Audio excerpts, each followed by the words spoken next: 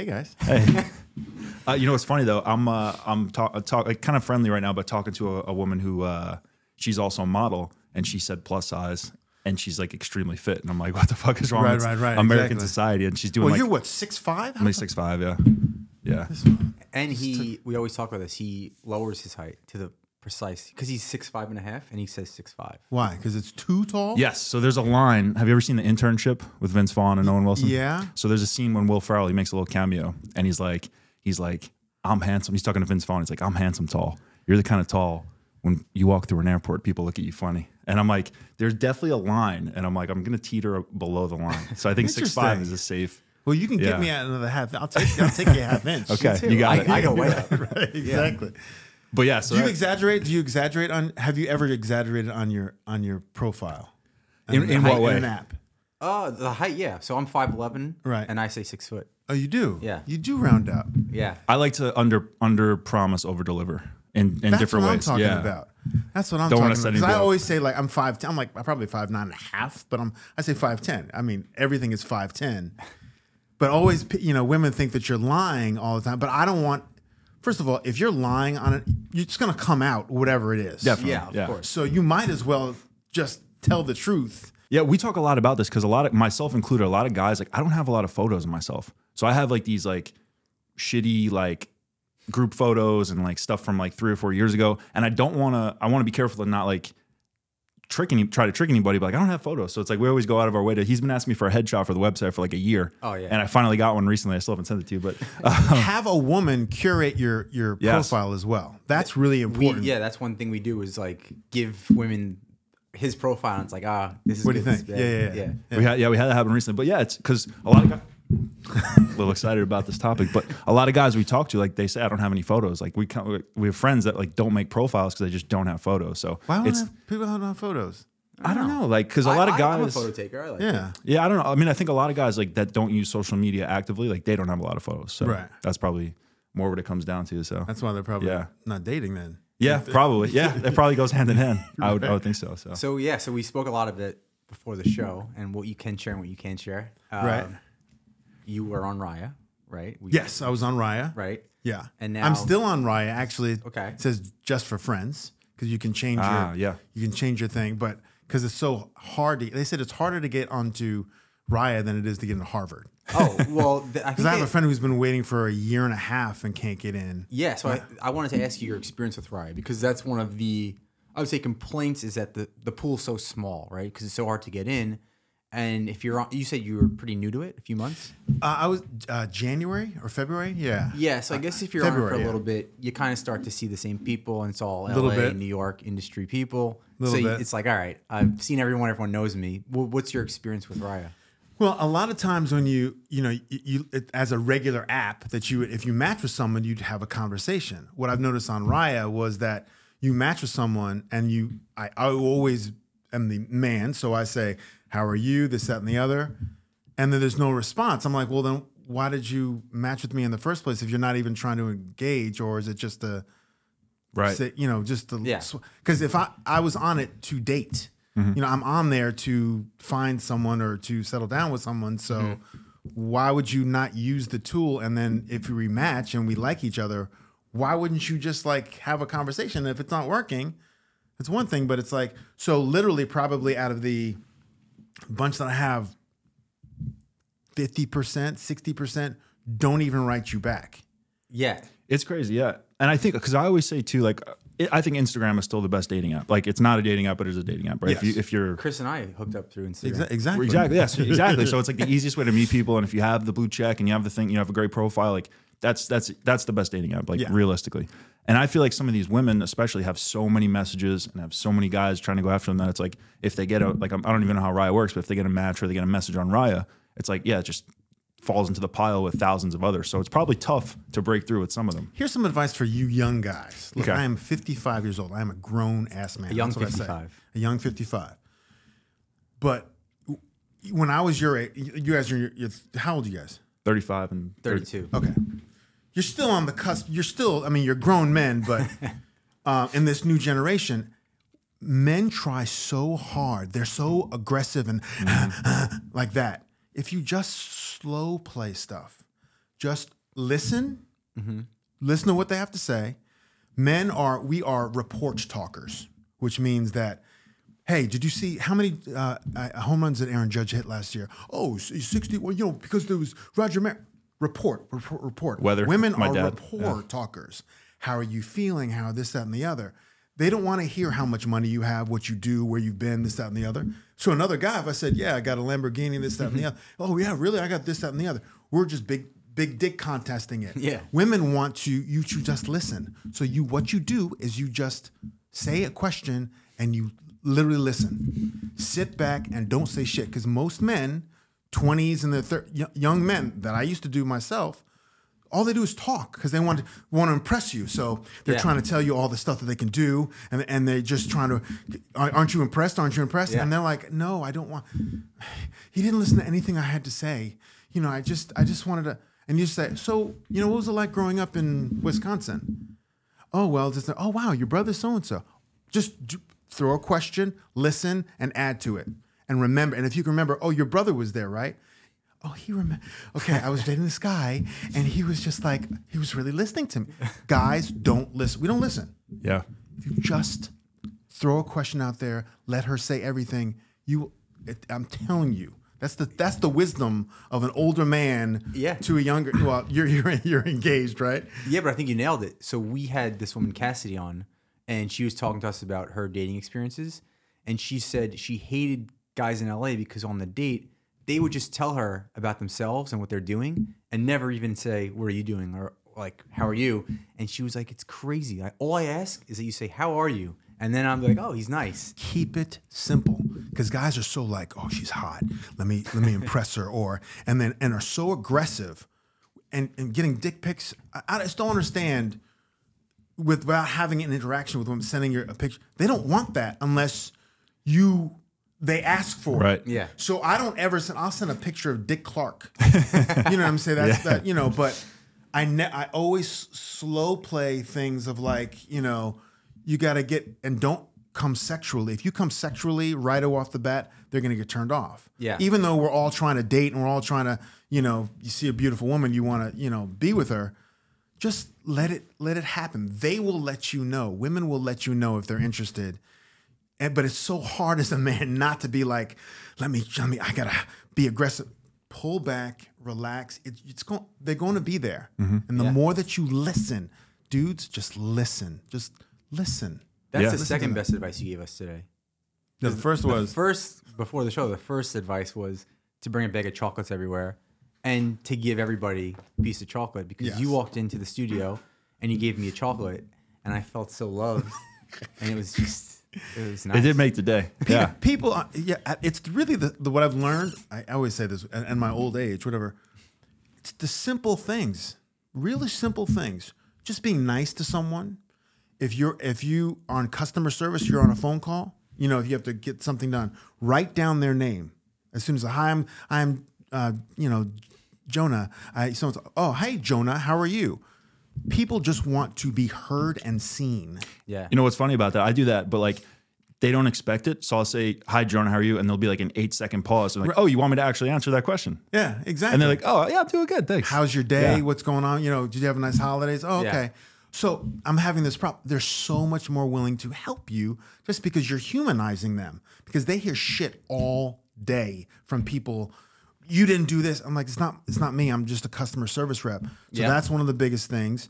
As I said, with the candy, I've been to 51 countries. I've traveled a lot around the world, and I always bring for a hotel and and I've learned also chocolates in the wintertime, but like more candies in the summertime because the chocolate melts. Okay. And you don't want to be given like a misshapen candy, you know. And it has to be packaged, you said. You can't be homemade. Has to be individually wrapped. Yeah. And good candy. Don't fucking skimp. Go to Costco. Yeah. Get a For couple reference, bags. You do Lindt and Godiva. Lindt is phenomenal. I love that. that. Yeah. They have all different flavors, and Godiva, yes. He just gave me a vanilla one. It was amazing. But I mean, it's just going back. It's the small things in life that people really respond to and appreciate. So I always, and it also makes me feel good to see someone light up when you're like, oh wow, that's for me. Well, you don't have to do that. and they're like, oh, that's really nice. Yeah. Do you think you're an anomaly, like being in the acting world and the industry world? Because from an outsider's perspective, you hear a lot of things that it's the opposite, right? People are very self-centered. You seem to be the exact opposite of that. How's that? Well, I think it's upbringing too. My parents were very social people, and learning. And my sister's Vanessa Williams, so there's a lot of you did not know that. Yeah, so there's a lot of so we're really good. We've been since we were young kids, been socially adapted to know a lot of people, being in everything. My parents took us everywhere, and my dad was like one of the nicest men on earth before he passed away. Sorry. But with learning about he would say hi to everybody. Just say hi to everybody. Hi. And they'd be like, hi, like, oh, your dad's friendly. I'm like, yeah. So I've learned that as well. It's the small things. You guys, the small things in life makes such a difference. Just saying hi and saying to someone, if you're at a thing, and saying hi and how are you? Mm-hmm. You don't know what they're going through. You have no idea what they're going through or what just happened, or if they're worried about something. And they may say, "Oh, I'm fine." I'm like, "You sure? You good?" Yeah, you're giving me the chills right now because but it's relating to people. People don't relate to people anymore. And going back to social media, we're all on screens. Everything is so like when I was growing up, you had no choice, but you couldn't call on a cell phone. I had rotary phone at home, so if I wanted to talk to a girl, I had to go up and talk to a girl. Or talk to her parents on the phone first. Or talk on the phone and keep it quick, because you're my parents' phone, and it's, get off the phone, that type of thing. Brothers listening into the call. Yeah, exactly. From the other phone, know, right. Yeah. But you had to do that, and you had to make it a personal experience. Now, you don't have to make anything a personal experience. You can swipe, like she's too fat, too this, too that. You can swipe, and there's no personal interaction anymore. Well, I wanted to even ask you, do you even know how our app fully works? Because I know you know. No, tell me. Yeah, so you're kind of nailing on all the points, right? So a big thing for us is exactly what you're saying, right? With all these apps, you have so many connections technology-wise, but probably very few in real life. Right. So with our app, we kind of have this whole mindset we were speaking of is to bring back real dating, right? So instead of just liking people, you pick a drink, a time, and a place, like you make a date, and then you send that to somebody as a first point of contact. And then if they like your profile, they accept that date, and you only have one per day. So it's like very intentional. Oh, nice. And you could only start chatting 6 hours before the actual date time. So you could like feel each other out, but you should get to know someone like on a real date. Yeah. So it's like we kind of combined the new school and the old school. And that's a great idea. Yeah, like, but you kind of were nailing all the points. And I was like, I don't even know if you realize that that's how the app works. It's the interaction between people, as I said, and on the app, on a regular app or even Instagram, there's such a distance between being personable with someone else, like knowing who they are and who you are, and everyone has their persona, their Instagram profile, but there's such a behind the scenes thing going on that may not be who they are, or it could be who they are, or a part of who they are. For me, I don't like to have my relationships on an app, on Instagram, or I try not to. I don't put anything that's intentional, like, because people will judge you on it. And years ago, before Instagram, I was on Facebook and I was dating a girl, and she's like, "Why haven't you changed your profile, your status to in a relationship?" I'm like, "Because I don't want to do that. Like, we're not married yet, or whatever. Yeah. She's like, "Well, I can't." I said, "We're having a fight over my profile stat? Really? This has nothing to do with us." "Well, you're not." I was like, "You know what? I'd rather be off the app than have to deal with that." I was off Facebook for 7 years on principle. Yeah. Unlike, and I was like, wow, that's a lot. So in social media and Instagram too, my private life is my private life, and my Instagram is usually for work or family or funny things, or trying to do that kind of. But once you start having that feed into your relationship, it gets really tricky, because then you're like, well, why don't you? And it kind of makes you do things you otherwise might not, right? As opposed to like posting your natural life, or like you're saying, something entertaining. Exactly. It may kind of force your hand into posting something you're not really comfortable with, or just for the sake of posting. So that's, you can run into some problems. Yeah. So, and that's always a tricky thing of like, when would you start sharing that you're dating someone and it's serious? I don't want to do that until I'm either getting engaged or I'm getting married. You know, but I don't think it even should be for something for dating wise. Yeah. And I mean, in terms of posting and stuff. Now, meeting people on there, I've met, you know, several women on Instagram that I would not have normally met. And it's like, oh, you know, similar interests. You can see what they're kind of about. But that's a great idea for your dating app of like making sure that there's a time and a place to do things. Because a lot of women complain about they men never make plans. Yep. Just make plans plans. Make plans. I'm like, you know. And a drink is a perfect first date because you don't get stuck. And we have coffee, juice as options, so it doesn't have to be alcoholic. So, but a drink, if you don't like the person, you're not vibing, then it's like, oh, it's kind of an easy out. But if you sit down to dinner or a concert, then you're kind of stuck for a couple hours. So, grown man advice again. My nephew's 29, and he's a really good, I mean, really good dater and this, that, and the other. But I told him, the Getty Museum in Malibu, it's free. Have you been to the Getty Museum in Malibu? And girls love beautiful. it. Women love it, yeah. You have to make an appointment beforehand, right? You make an appointment. You drive up there. They go, oh, William. Oh, wow, okay. Oh, he planned. They just want you to plan something. There's grass you could sit on. They love Like grass. You go to the bare Whole minimum. Foods. You go to Whole Foods. You get a sandwich. You get a sandwich. You get a bottle of wine. You get some drinks. No blanket. A blanket. Your date is going to cost you $30, Yep. $25. You know, cheaper than a movie. Because popcorn's $10. You're not going to be able to talk to the person. Yeah. Put a blanket out and get to know the person.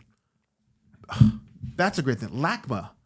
You know, look for free things and things that are outside the box that you wouldn't, but they just want you to plan something. Take the initiative, be a leader. And to listen to them. Yep. It doesn't have to be, and we all want to drive a nice car and take you out and take you to this, that, and the other. That does not work as much as, oh my God, girl, let me tell you, he took me to the Getty Museum. I've never been up to the Malibu Getty Museum. Yeah. That's what they talk about. They don't talk about, oh, he took me in his car. I mean, some women do. Yeah, and there are clout chasers like that. Yeah. But if you really want a relationship or really want to get to know someone, take them somewhere that's not going to cost you a lot of money and talk to them and listen to them and try to remember something about them that they told you that you can bring up the next time. Your brother went to Michigan, didn't he? Oh, yeah. Wow, he's really listening. That is the biggest key. Yeah. Dudes, relax.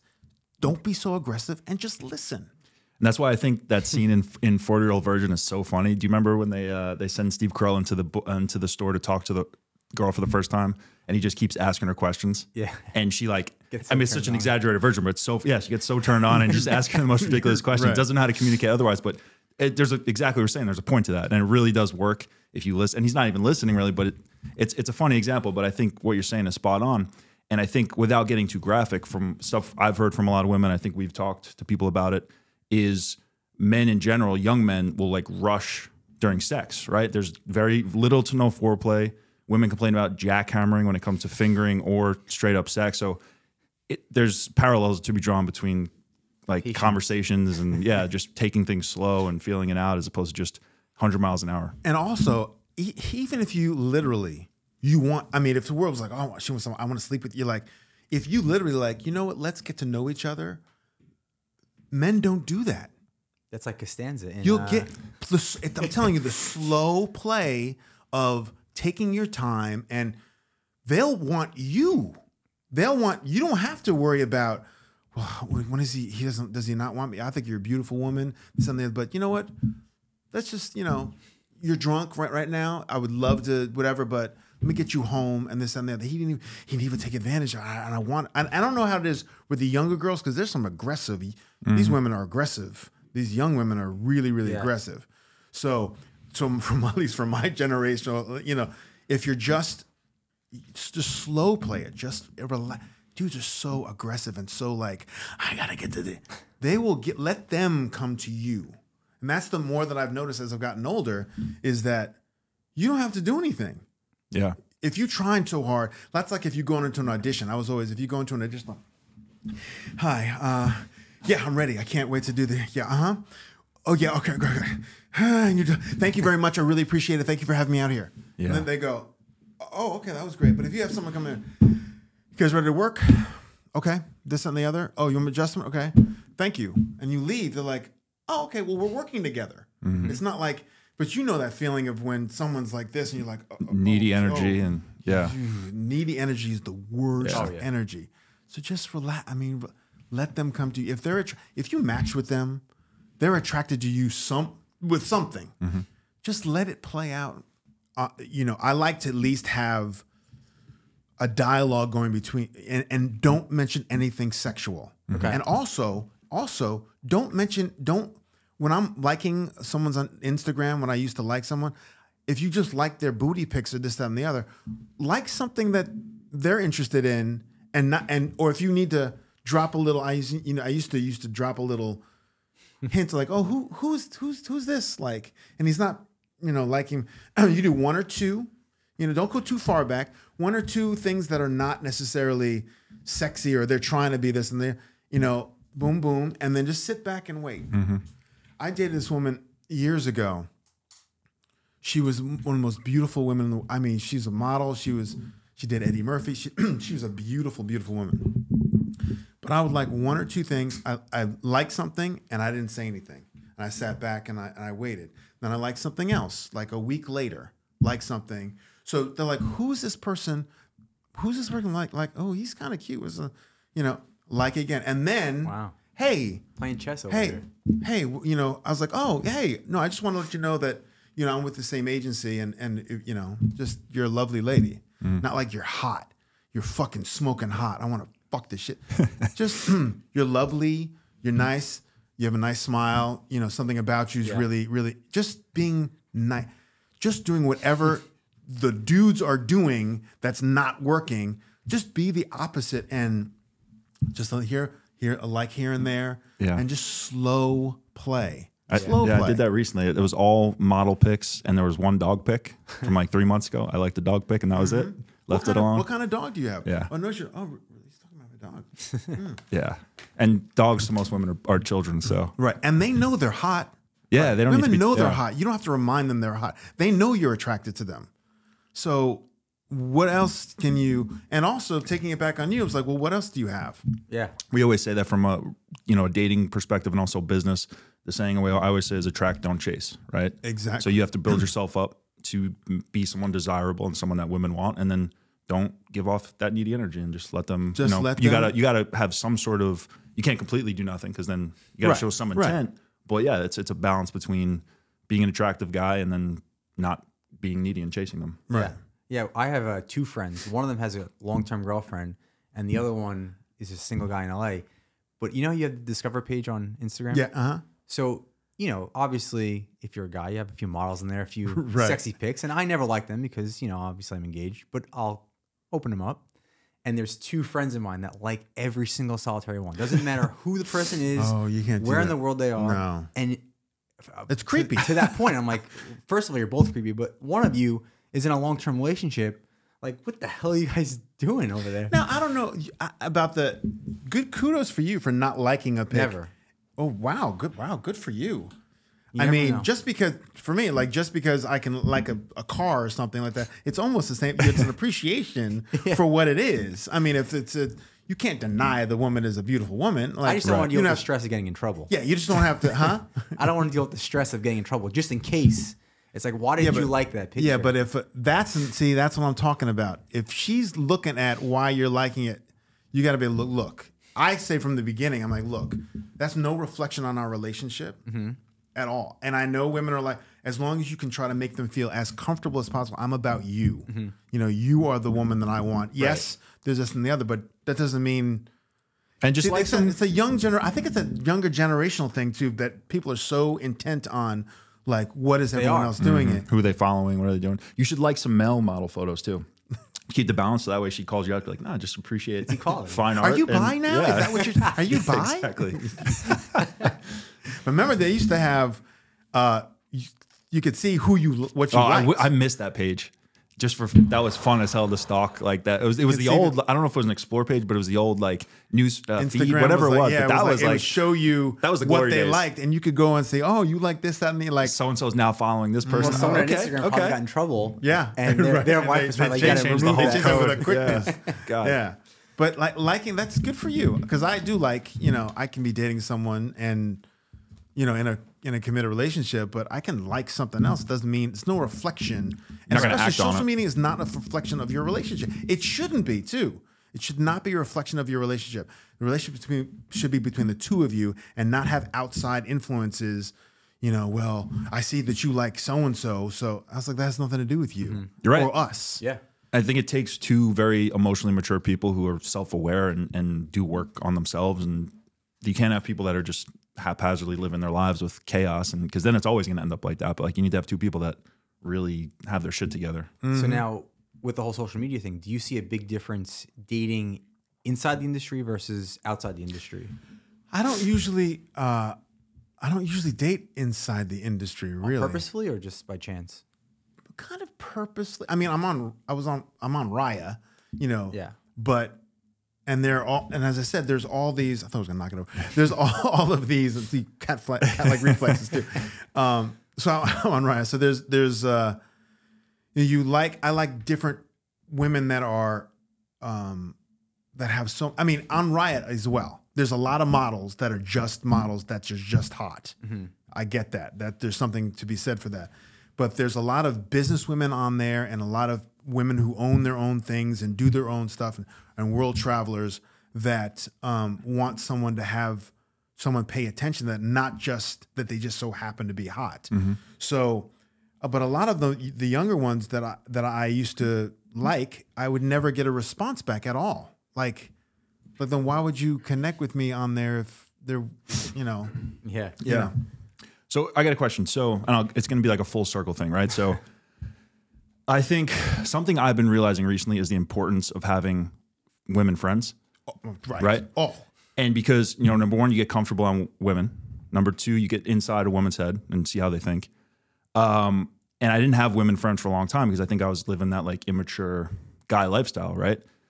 And I wanted to know, so you were a cheerleader, I found out, right? Yeah. Do you think that specifically helped you get comfortable with women, number one? And number two, talk about the importance of having female friends. That's a great question. So I was 4'11" 3/4 as a freshman in high school. I was really short. There was 12 black kids out of 1,200 in my high school. So not a lot of black kids. I went from nursery school all the way up through high school. We're the first black family in my town, Chappaqua, New York. So there's not... People were not trying to date in 1983 a little black kid, a little short, pimply-faced black kid. So a lot of I went to the prom. I asked this girl to go to the prom with me. She's like, I will only go as friends with you. Like, I couldn't even get a date. So my friends were girls. Like, I used to, relate to girls and have and learn. Like, some of my best friends were girls that were not, necessarily the greatest looking, but I could just. And my best friend now is a woman, and every Sunday night I do a Sunday supper club with two girlfriends, and we watch. During pandemic, it started during pandemic, and one of them likes to cook, and asked me and my other friend, like, "Do you want to come over and eat?" I was like, "Yeah." So we had our own little pod during pandemic. Every Sunday night we would watch a TV series or a movie or something like that. So we have something to look forward to. We had one last night. We watched White Lotus, a couple episodes, and she made roast chicken on toast with drippings and a salad. And the three of us just sit around and talk about dating, about things that are going on. It's so important to have female perspective as a man. Yeah. It's so important. First of all, your profile, whatever dating profile you have to have someone look at it and curate it for you. No, don't do that. Yeah, but I look really. No, don't do that. I had my shirt, I had my tank top or shirt off and something, and she's like, take that off. I'm like, why? But that's a great picture. I look, and to another guy, oh, it's look fucking great in that. It's like, yeah, but that you look like you're, whatever. Get a female perspective on everything, on your clothes.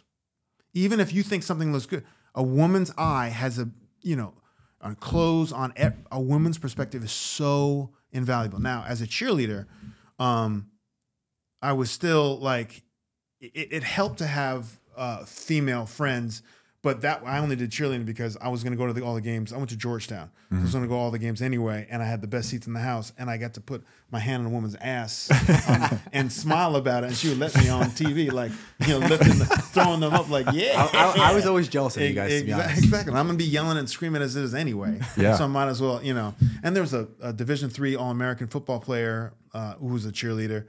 And now it's like you got to throw these women. Oh, God, yeah. So it's cool. But female interaction and female companionship is so important also as a barometer of going, I don't know what's going on. I don't know what's going on with her. What does this mean?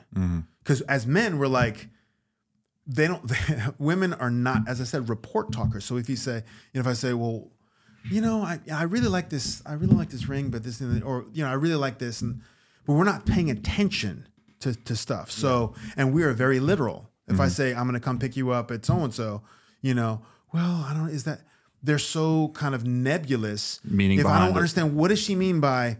Well, you don't have to do that. You don't have to do that. And I'm like, oh, but I kind of.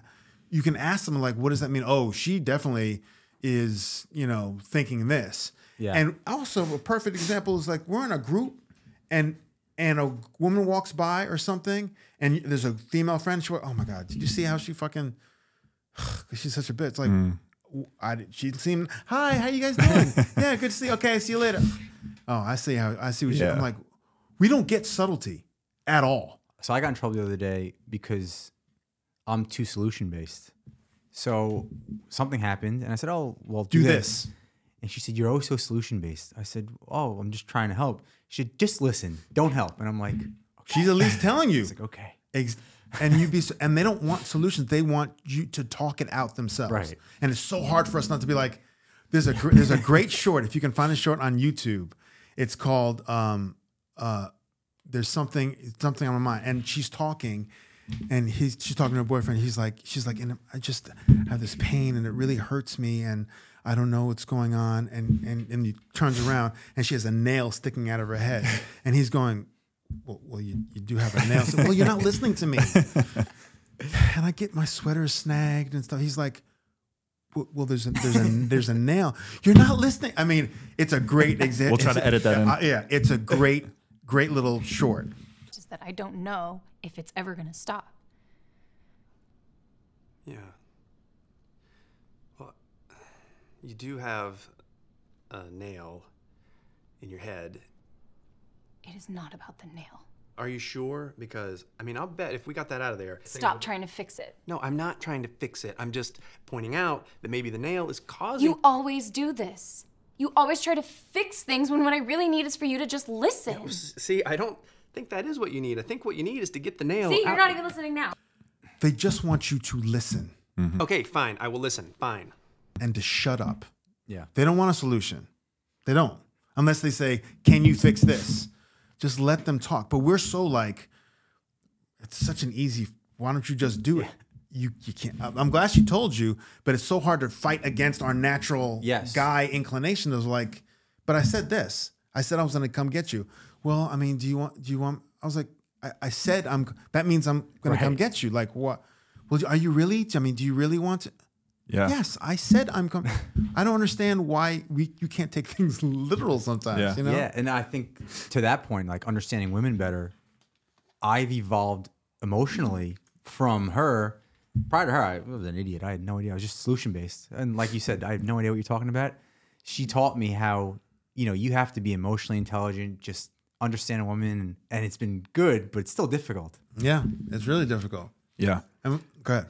Well, I'm going to kind of change course a little bit, but going back to what you're saying before about your dad, I think for a lot of guys, like he's saying hi to everybody, talking to everybody, I think for a lot of guys that aren't great with women, they get stuck because they put so much pressure on it, going up to an attractive woman that they think is, that they're really attracted to, that they see a lot of value in.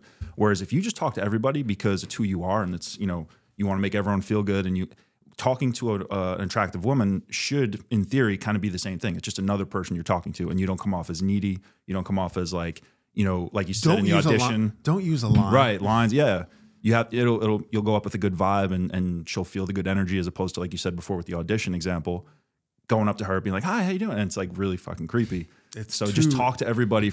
That will also help you with women. Yeah, essentially. Just get used to being a person and not like even solution, but I want to get her number. Like that's what I've got to. Yeah, I've got to get her. Yeah. And they're like, and they're automatically like, okay, oh God, and then put the wall up, and you're trying to break. Dudes are trying to break through a wall. If you just go, oh, let me go around the wall and be like, hey, how are you today? You look really nice. Or not even I don't even talk about how someone looks. If I'm first talking to someone, I want to know who you are and what makes you special. Right. Like who are you? And because guys are so coming at you full force, they already have their defenses up like this. But if you can they'll let it down if you just let them let it down. I'm telling you, the listening part is invaluable. Just shut up, shut up and listen. They will tell you everything you want to know. They will tell you everything, what they like, what they don't. They will tell you everything. You don't have to ask it. You can just put something out there and let them talk. And also move the conversation along. Like, so how did you feel about something? Because first of all, male, female, everyone loves talking about themselves. Look at me. I'm talking about myself. You know what I mean? But everyone loves to talk about themselves. So if you can get someone to talk about themselves, they love that. Why wouldn't you? And especially if you can get a woman to talk about herself. And what'd you learn about him? I don't know. We had such a great conversation. She wouldn't remember anyway. She just remembers the how it felt. It's the feeling. And you become more intriguing when they ask you about you and you're like, oh, it's the feeling. Women are based on feelings. We're like, oh, this, but they're like, oh, well, I have this problem, this something. Oh, really? Oh, that sounds like shit. She did that? Really? Wow. That's hard. I bet that's hard. Yeah. Well, thanks. That's all they want. Yeah. Just agree with them and be there for them. Telling you, it's what I've learned, in my old age. And I've been a single man I've never been married. I was engaged once. How long ago was that? About 15 years ago. Okay. Yeah. It just didn't work out between us. But I've just learned to just shut up. Just shut up. Just shut up. Yeah. So I don't know. That was a point I was going to make about that, but just shut up. Yeah. Just let women friends are so invaluable, and they can hook you up with other women. Oh, you would love my friend. Oh, really? Why? Well, you got to keep it, and they'll give you the truth. Your female friends will give you the truth. They're truly your female friends. And also, here's another thing. It's hard for guys. Because I have female friends that are just friends. There's not a sexual thing towards them at all. They may be beautiful women, but I don't. If they said, "Do you want to have sex?" I'd be like, "Nope, you are my friend." Like a sister to me almost. I have very strict female friends that are beautiful, but are just friends. Right. And woman you're dating has an idea of, oh wow, he has female. That's really important that he has female friends. So he has some sort of perspective on what it's like. Social proof. But it's hard for women sometimes because they're always like, oh, he's trying to be my friend because he wants to fuck me. Yeah, we talk a lot about nice guy. He's just trying to like be a nice guy because he's just trying to. And then once he gets it, he's gone. But if you have female friends that are just female friends, it's going to help you. It's a tool. It'll help you out so much more dealing with your relationship. But don't, try to have a female friend just because, or you maybe some of you dated before that there's no longer something sexual between, or they have a relationship or that knows you, that can help you. But, it's hard for women to believe sometimes that a man is their friend and they're not trying to have sex with you. I make it very clear, either way. Yeah. I am not interested in you but friends are so important. I keep stressing that enough. Listening and having a female perspective. Because as a dude, when I was just going to college, and I was a virgin going to college, and I didn't know anything. I didn't know anything about anything, because back in 1985 when I went to college in the 80s, there was no phones in your dorms. I had a phone, but there's no like social. So you had to talk to someone. And even sex ed and stuff, I kind of, we had sex ed in school. Like I kind of, this is what happens, this and the other, but I didn't know the particulars. And I talk about this. I'm writing a film about it called The Crucial 5%. Now, I got to college. I had girlfriends in high school, right? And they were, kissing. As I said, I wasn't the Don Juan, but I was, kissing and some of the other fooling around. And then I thought it was sterile. Thought you were I thought that at one point too, actually. Yeah, because I had been played with, but I'm not hypersensitive. Some guys are hypersensitive. Nothing ever came. So I was like, oh, well, I'm not impotent because that means that you can't get hard. Well, I guess I'm just, sterile. Yeah. 5% information is really important. Like, I was like, really? So I went to college and the first night in school, I saw this beautiful woman and I was nice to her. And this other, and we get back to the thing. This is the first night and we got naked and I went down there and I had no idea what I just go down there and lick. And I was like, no idea what I was doing. And I got up and she's like, guess what? I said, what? She goes, I'm on the pill. I was like, oh. I said, guess what? I was like, I'm a virgin. She's like, oh, okay. So I was trying to, I didn't know exactly where, I couldn't figure out how to, I was like, can you help me put it? She's like, okay. And I was just going for it. Now, So first time ever was no condom. First time ever, Ooh, no that's good. condom. It was the 80s. I'm on, yeah, it's Different time. right. No, that's No, impressive. it's AIDS, actually AIDS time. So, True. I was, But it's impressive for the stamina, not. no, it's not even the stamina. It was that if you're thinking I'm trying to come, and you're, if I had no, it felt good, but I'm not trying to like, and she's like, holy shit, what the fuck is going? Like, Were you still 4'11" at this time? No, I was Okay. 5'8". Okay, I learned got 2 more inches out of college. So your first time went past the 10-second mark, 15-second mark. 10-second mark? You kidding me? It was like this, and she's going, and I was like this. After about, mind you, I'm 17 years old. I'm in shape. After about 10 minutes,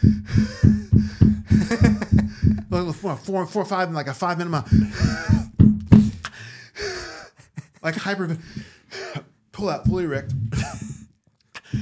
That was great. She's like, you got to stop because you're gonna hyperventilate because you're running as fast as you can. And I pulled out and I was like, it felt great. I didn't think that I was going to come. So I wasn't, and she's looking at me like, what? Who are you? Yeah. And I'm like, I don't know any better. So she gets up and she leaves. And I'm like, oh my God, college is fucking amazing.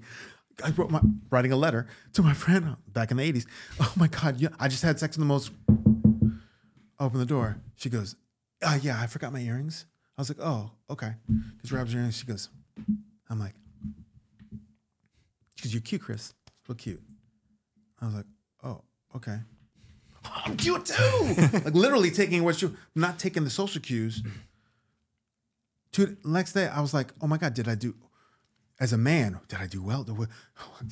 Did she like me? What? I'm like, just the first date. What do I'm like, I freak out. And what do men do when they freak out and they don't want to deal with someone?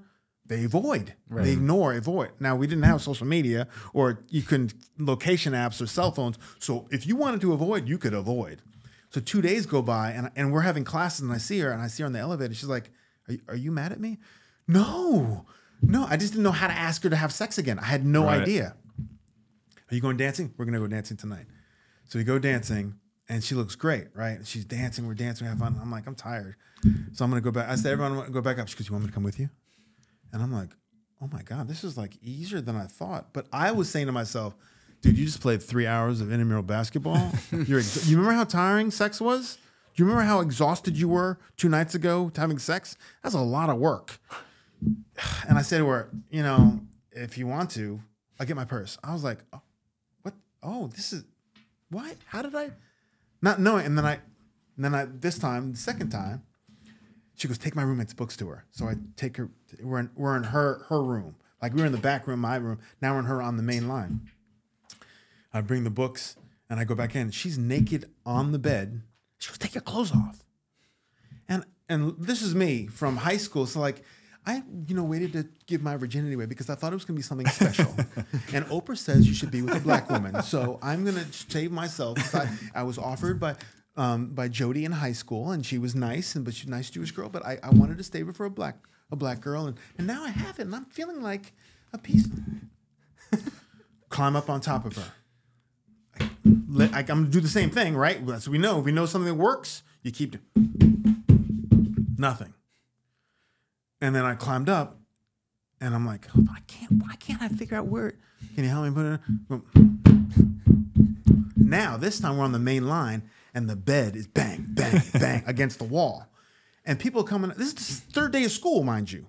People coming out the door and like, what is, people fucking already? And I'm like, bang, bang, bang. And I was like, oh my God, Jesus. So I put my hands up to stop the banging. Bang, bang, bang, bang, bang. I was like, oh shit. This I was like, yo, this feels good as real. And all of a sudden, mind you, no condoms, right? If you had 18 years worth of 18, whatever, how long my little balls could have held. That was the first time you came. First time I came. No. Right? And I was like, oh my God, it feels so good. What does that feel like what does it feel like when you have something coming out of your dick and you're not having an orgasm? And you're not having an orgasm? When do you feel like something? Peeing? Yeah, oh fuck. Oh my God. Because I had to go to the bathroom. And I was like, oh my God, you just fucking peed in her. You fucking peed in. Oh my God. And I pull out real quick. And I put my clothes, I gotta go. She's like, I go. By the time I got around the corner, I could pee. He's like, you've peed with a hard dick before. Yeah. And I'm like, well, and I'm peeing. I'm like, and I remember banging the wall. Always go to the bathroom before you have sex. You stupid asshole.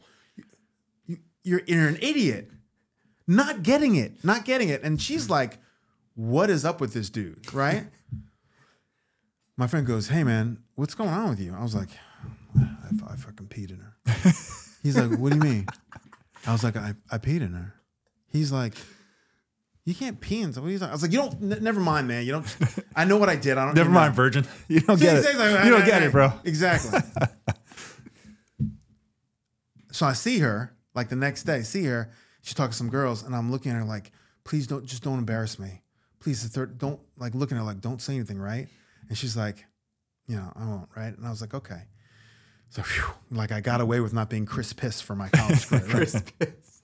Second, two, mind you, 4 months goes by. I get my second girlfriend. Mind you, this girl was fucking beautiful, but I was so embarrassed by, my lack of knowing what I was doing. The second girl, she likes you. I'm like, because all I would do was sit next to her in class and make her fucking laugh. She's so beautiful. She's not gonna be one with me. So I was just like this and the other. She said, she likes you. I was like, what do I do? She's like, go talk to her. I'm like, huh? So we start dating, and the first week, whatever, we go back, this time condom. Put a condom on. So this is the first time with the condom? First time with condom. Okay. Get in there, start doing it. And she's like this. Not like the first one who had a boyfriend who was on the pill, who had sex before and was like, oh my God, this is great. She was like an 18-year-old girl who had never really had a lot of sex, and I don't know what I'm doing. I'm like this, and I pull out with, I know she was watching TV above my head. Like, cheers. I pull out and with my condom on, I'm like, and I was so afraid to be aggressive with her that I never had sex with her again. I didn't date anybody, and I was like, what? I don't know what's going on. I don't know what's, and my friend's like, don't you jack on? And I was like, no, I don't. He's like, what? So I was like, look, my dad was into these Time Life books back in the day. If you want to be a carpenter, you could learn, you look at a book and you just, and the other. I'm like, we didn't have YouTube. We didn't have all this stuff. So I'm like, well, I guess I got to get some books. So I went to the bookstore and I bought How to Drive Your Woman Wild in Bed and Sex and the American Teenager. And I went to my parents, I took an illustrated encyclopedia, like things that you're not going to know, The Art of Loving. And I'm start reading. I'm like, what the hell is a clitoris? It means key in Greek. It's like, oh wow, the labia majorum, and there's a Grafenberg spot, which is a ridge thing that comes, And I was like, and then I started going, and you're Jack. I was like, what? And I was like, oh, you got to be kidding me! I've been missing out on this for fucking 5 years. So how did you not have the urge sooner? Like, man, as a 14-year-old, I would touch myself, but not to the point of, I don't know. Just not to the point of, I mean, I wasn't so hypersensitive. Yeah. Just not to the point of orgasm, but I felt good and this and the other. I don't know how I missed I don't know what I did to miss the boat, but I was so pissed but reading the books were like, oh, that makes sense. This, that, and the other. But that also helped me with women to know what I'm doing, because guys nowadays, well, now it's porn and you can see all that kind of stuff, and you're not even relating to It's like the other end of the spectrum. It's the other end of the spectrum. It's like too much sex. They don't want to be spit on all the time. Or choke. I mean, some want to be choked, but some don't want to be. That's the first thing you do to them, or So reading, I read a lot about, what it was like to be with a woman, like what, taking care of her needs too. So I had a girlfriend, literally my second girlfriend. I was like, okay, I had a book. I was like, how's this? Is this right? Does this feel right? So she literally took me through the steps of like, oh, that's how you please a woman. Oh, this is but I wouldn't have had that unless I had that traumatic experience. But guys don't really give a shit about, a lot of them don't even know, because they're afraid to, think that, well, I know everything. Let's just fucking do it. Yeah, as long as I get off. I'm telling you, the more that you can pay attention to a woman, she'll make sure that you're satisfied and you feel good. But you gotta like take your ego out of sex a lot of times. You got to take yourself out of it and make it about a connection, make it about the two of you, as opposed to, because you masturbate all. I've had, back in the day, had sex with a girl and be like, ugh. And as soon as you come, you're like, oh God, why is she here? Like, I don't want. It's just, hey, like, I don't know what happens to our brains as soon as we have an orgasm. We're like, oh God, now, reality's back. So I'd rather you masturbate than deal with. And the older I got, I was like, you know what? I'd rather not even deal with that and take care of myself. And then there'd be someone who I want to have a relationship or, have, communicative sex with. But you got to put your ego aside.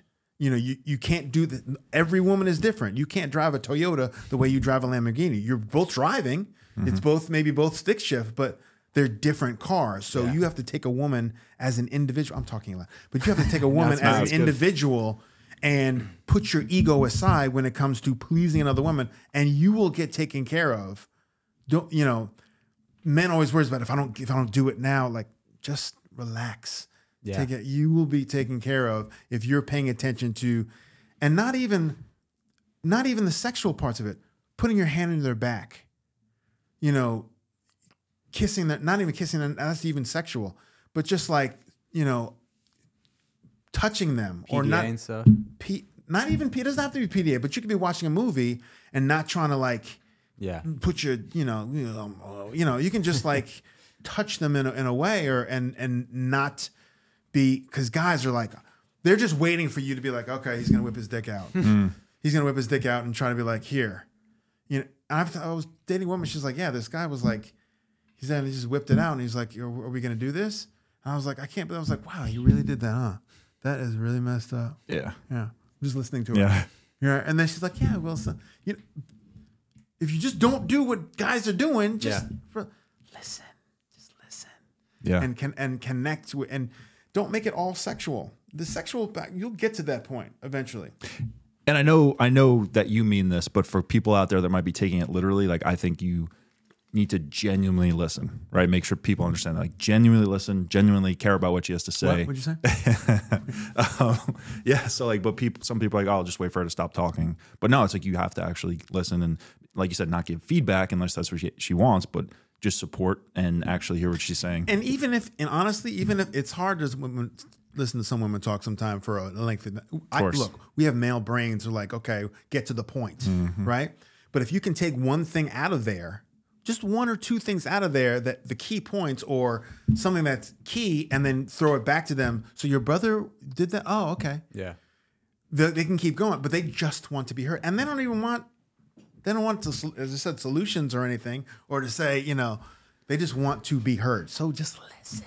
Yeah. I actually had the opposite problem with the sex. Because, there's two ends of the spectrum, right? Like, right.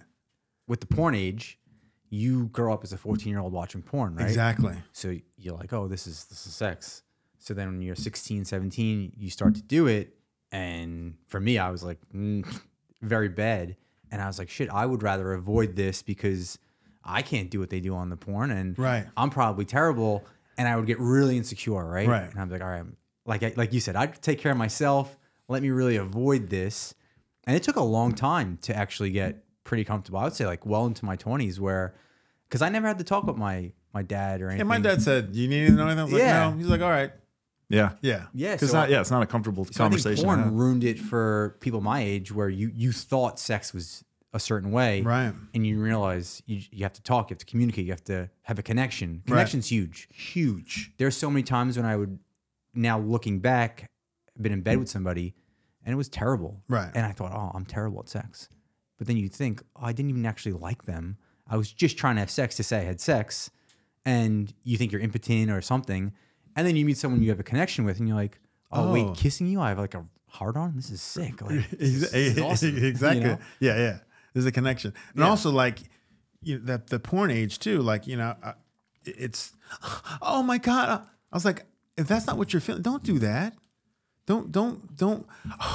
I was like, don't do that. That does not, unless that's what you're actually feeling, but you can tell when someone's just talking for the sake of talking, right?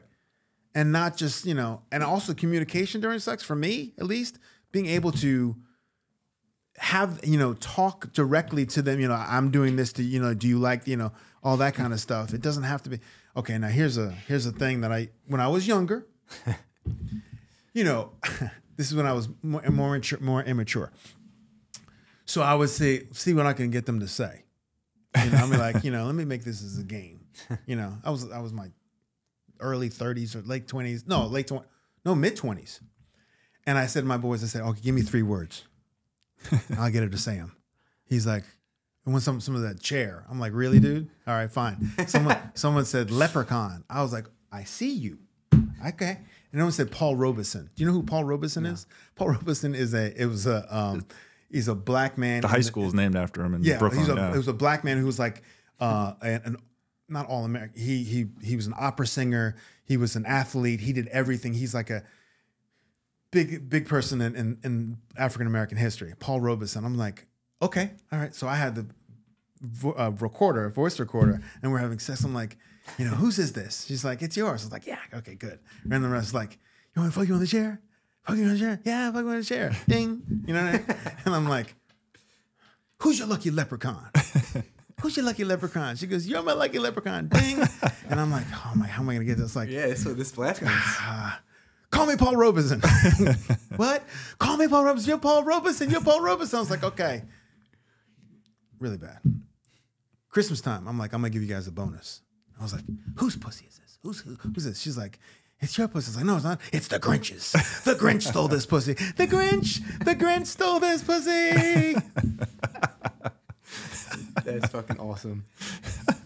That's awesome. So don't do that. I don't recommend doing that. But when I was younger, in my mid-20s, that's the type of thing. And like you said, though, some women are into that type of, I don't even know what we want to call it, but foolishness, fun. I don't know, but some women are into that. So they probably do it to men as well. Here's also another thing you understand. You have to try things. Like, if you're going to do something, you got to do it. Yeah.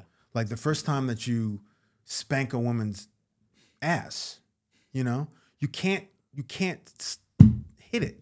If you're going to hit it, because they'll look at you like, why are you spanking my ass? As opposed to, I'm spanking your ass.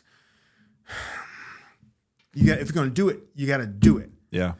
But there's also, you can't do that until you get to a certain point with that woman and you've been with them for a certain amount of time or whatever. There has to be some kind of connection. Otherwise, it's going to just be like abuse or, doing. But I remember being younger and being like, I got to really, let me try to do this. And I was like, oh, okay. They're like, it's okay. Yeah. They like that. And you do a little more. Like, okay, good. But you got to try things, before, and don't be afraid to be assertive, but don't go from 0 to 60. Right. Yeah. You can be assertive, but not aggressive. Right. Exactly. But like you're saying, as you build up to it, it's in the moment. But don't go from making out to start choking her against the wall. That's like the scene in Along Came Polly when he slaps her ass. I don't remember it too well. Oh, so you both can quote scenes from Big movies. movie guy. Yeah. Huge movie guy. So what's his name? Who's the Ben guy? Stiller? Ben Stiller. And it's with Philip Seymour Hoffman. So he tells him, oh, spank her, right? Because he really likes her. He's like, Right. you got to be like, good. You got to spank her. And he's like this shy guy. He's like, all right, I'm going to spank her. So they're having sex. And he just like does a little, right? And she stops. She's like, what was that? And he's like, what? She's like, you just spanked me. And he did it so gently and soft. And he's like, oh no, I have like a wrist flick. Sorry. And she's like, oh, okay. And just like let it go. And he's like, I'm definitely not spanking her ever again. Exactly. Yeah, but I mean, pay attention to the women. Pay attention to who you're dating and who you're involved with. I mean, because first of all, if you have sex with someone and they get pregnant and they want to, you're going to be stuck with them as a baby mama or, forever. Yeah. You could be. You know what I mean? So And I've talked about this. be selective on who you're having sex with. If you can, be selective if you can. Yeah, you go first because we're going so fast. Yes, this is going awesome that I do want to get sorry. to one thing. Yeah. Before I'm just we have talking. to close. You can just tell me Okay, to shut back up. on that Well, point. all I was going to say is I would say that women, I've been with more women recently that have been more willing to not use a condom. And I'm like, fuck no. Like, and they're like, without even asking, they'll just try to get right to it. I'm like, no, I get a condom. So I've noticed that, like, because men typically are the ones that don't want to use a condom. Yeah. But I think it's more as you get older and you realize consequences and life. STDs, all kinds. I think the baby one's bigger than the, baby STD one. Yeah, the baby one the baby one was a big one. Yeah. And remember, you don't have to come to that pull-out rhythm method does not work all the time. So you got to be careful. You got to be careful. And it's so hard to tell someone to put a condom on in the moment. For a dude, you're like, oh my God, she's like Patrice O'Neal had a great bit. My guy. That's his Yeah, guy. he had a great bit RIP. about he's like, oh, you gonna let me do that? He's like, you gonna let me put it? Oh, I'm just gonna die. And I don't have it. I'm just gonna die. I'm gonna go in there and die. But yeah, it's so hard in the moment not to put a condom on to be like, okay, I got to take care. Because down the line, if something happens, woof, you got to protect yourself at all costs. At all costs. Yeah. So this is my favorite podcast so far, and it's going fucking awesome. But we saw this clip on Instagram today, or a post, and I wanted to talk to you about it. Sure. Is Dodgeball 2 coming out? Okay. So about 10 years ago, I was in Dodgeball. That was 2004. We shot in 2003. So that was 19 years ago. A long time ago.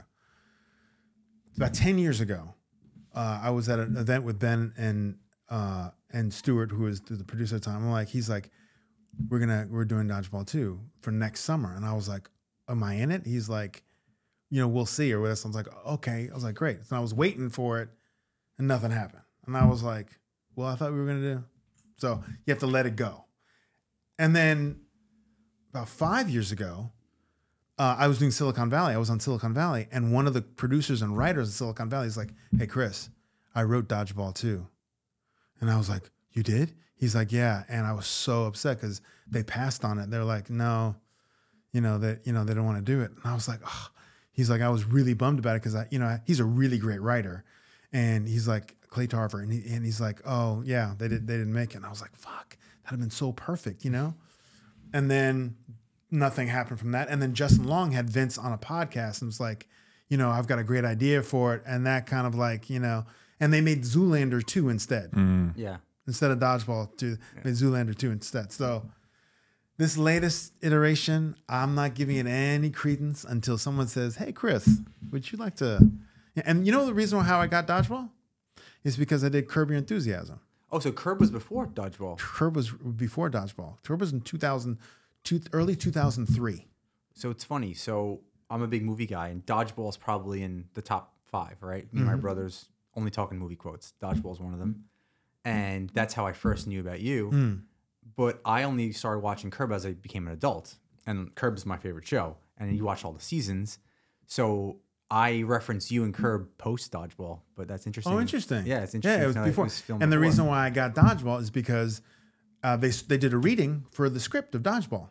And they, the cast director was like, you know, you did such a great job. Why don't you come in and read the character of Dwight? You know, I was like, oh my God, it was Vince Vaughn, Justin, Ben. Ben, Jeremy Piven was there reading a that's thing. right. Like all these weird, you know, people that you would normally. Was it Jason Bateman's like first role when he was the announcer? Yeah, he may have been at. That was the first movie I remember him in. Oh, he's like an 80s star though. Oh yeah, he's huge. okay. He was huge in the 80s Okay. on TV, and yeah, he's been acting for a long time. But so and I just did the reading, and I played him as a regular guy, you know, and I did the reading, and they're like, okay, great. And then they had auditions, and they wanted me to audition other people in my Dwight character with the guy who falls in love with Stalinistovich, you know, Joel Moore, Joel David Moore, and they just had me reading, you know, for that against that character. I mean, I was still the person. So Rainn Wilson came in for that role, and Jason Segel. Oh wow! Came in, Jason, and I worked with Jason before because he really wanted it. And he's like, and he worked on it too. And then I was in all the auditions with everybody. So I'm like, but do I have the role? I'm like, I don't, and I'm just reading, you know, because I've been doing it. So they just used me to do it. And when Joel went in there, he came out and he was like, oh, Jason's really great. And I was like, but Joel's the guy. I mean, so sometimes as an actor, you may be fantastic, you may be really good, but if the dude is the dude is the dude. And Alan Tudyk, who did Steve the Pirate, how he got the role, there was all these other, you know, people were going, because there's no dialogue, you know, so, you know, that kind of, and in one group scene, we're all in a group scene, we're doing this stuff, and we, you know, it was about the car wash. Remember that part? And he goes, arg. And I was like, oh, that's how you make something out of nothing. And I was like, oh, he's the dude. The guy who played the father in Ferris Bueller, he was in Ferris Bueller. He's on Succession right now. Who plays the son that lives in the ranch. Yeah, who lives on the ranch. Yeah, I can't think of his name, but he read for the Stephen Root character. You know, so all these different. You know, I saw all these different iterations, and I'm like, well, do I have the job or not? And they're like, oh yeah, you got it. I was like, oh good. I mean, like, yeah. So that's the only reason I got into Dodgeball, and that was 3 months. And we shot a week in Vegas. It was, oh my God. We had dodgeball practice. And we played dodgeball. Really? Yeah, for like hours to learn how to play. So was making the movie as fun as us watching the movie? Oh, it was so much fun to do. And one night we're in Vegas, you know, we're filming, and we're filming the next day. And we all go to a strip club. And Vince is like the king of Vegas because, you know, swingers and everything. So we'd be at a table and he's like, just order everything. I was like, what? He says, so order. We had all, because you got, you know, comp, order everything. Then we went to a strip club later, and we're at the strip club. Look, at a strip club, I'm not trying to spend my money. I'm not making it mist. I'm not making it rain. You know what I mean? So I'm like not trying to even, you know. So I ran out of money, and I'm like, and we go in the bathroom, and I said, Vince, I'm gonna go home. He's like, what? What do you mean?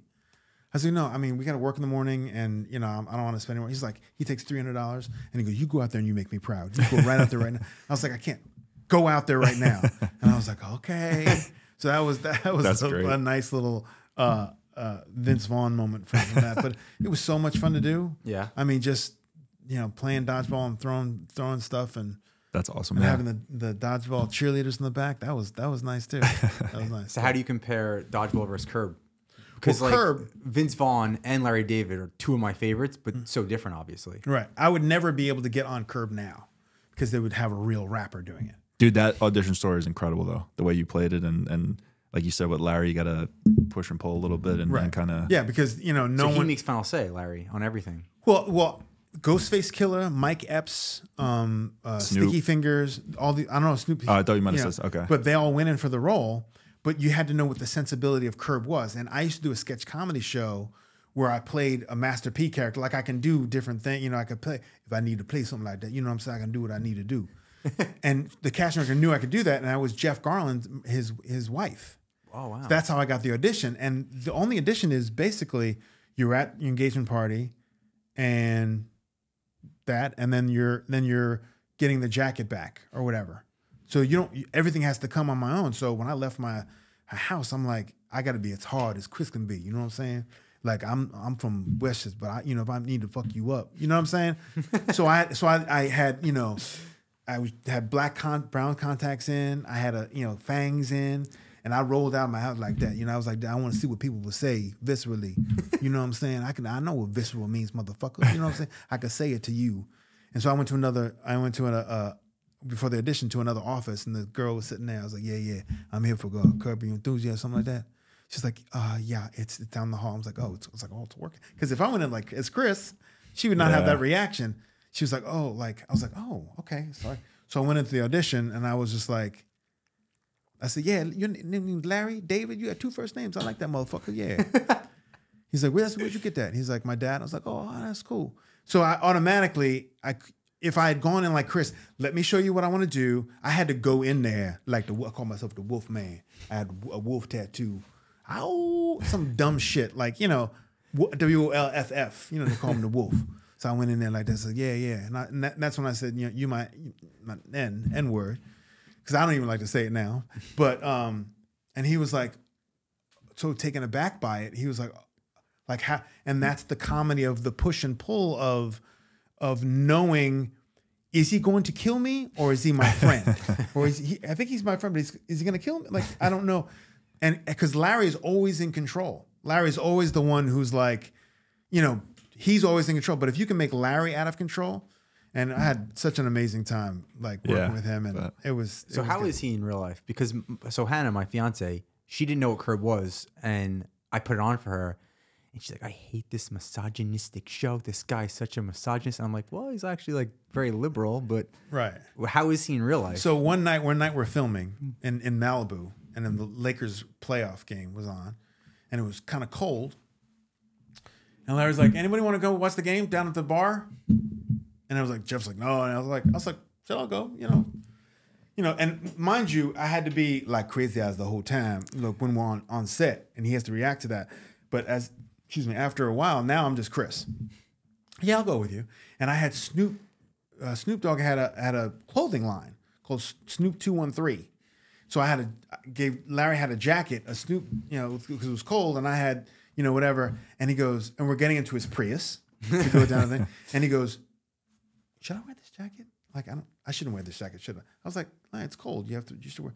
He's like, I'm not gonna wear, because he was paranoid, like, because it's blue. It's just a regular blue jacket with just 2.